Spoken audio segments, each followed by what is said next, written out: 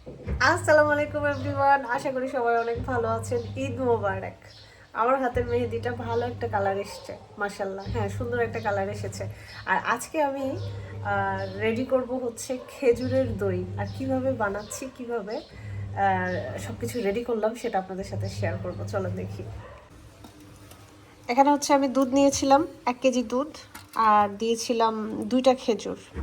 আসলে শুরুতে তখন ভিডিওটা করা হয় নাই, এখন শেয়ার করছি আপনাদের সাথে। তো 2টা খেজুর দিয়ে আমি 1 কেজি দুধ জাল দিয়েছি। জাল দেওয়ার পরে হচ্ছে আমার আগের যে দই বাটি, সে দইয়ের বাটির মধ্যে আমি আগের দইটা রেখেছিলাম। ওই দইটা দিয়ে এখানে আমি এটাকে ঘুটনির সাহায্যে সব কিছু মিক্সড করে নিচ্ছি। ঘুটনি দিয়ে ঘুটে নিচ্ছি ভালো করে।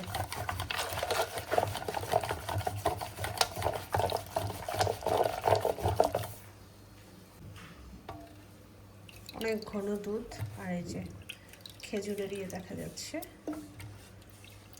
সব মিশে গেছে একদম দুধের সাথে। এই যে খেজুর, আশা করি অনেক মিষ্টি হবে। দইয়ের বাটিটা খুব সুন্দর করে ক্লিন করে নিচ্ছি।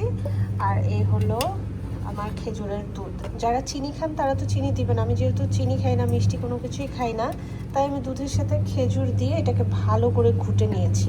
এখন হচ্ছে ছেঁকে এই বাটিটার মধ্যে বসাবো। ছাঁকনিটা দিয়ে দুধটা ঢেলে দিব।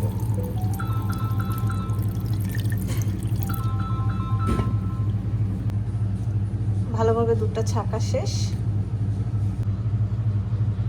ছেঁকে নিয়েছি ভালোভাবে। এখন হচ্ছে দই বাটিতে বসিয়ে দিব। বিসমিল্লাহ।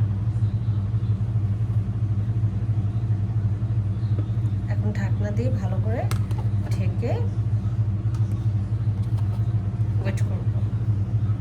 আমি যেহেতু একদমই মিষ্টি খেতে পারি না, কোনো ধরনের মিষ্টি আমি খাই না, আমি চিনি তো আরও খেতে পারি না। আপনারা যারা আমার মতন একদমই মিষ্টি খেতে পারেন না, তারা কিন্তু অবশ্যই এই খেজুরের দুধের দইটা ট্রাই করে দেখতে পারেন। দই বানানো খুবই সহজ, সেটা টক দই হোক, মিষ্টি দই হোক। আর আমার রেসিপিটা আমি আপনাদের সাথে শেয়ার করলাম। দই বানানো শেষ হয়ে গেলে অবশ্যই আপনাদের সাথে শেয়ার করব দইটা কেমন হয়েছে আর খেতে কত মজা। দেখা হবে নেক্সট ভিডিওতে।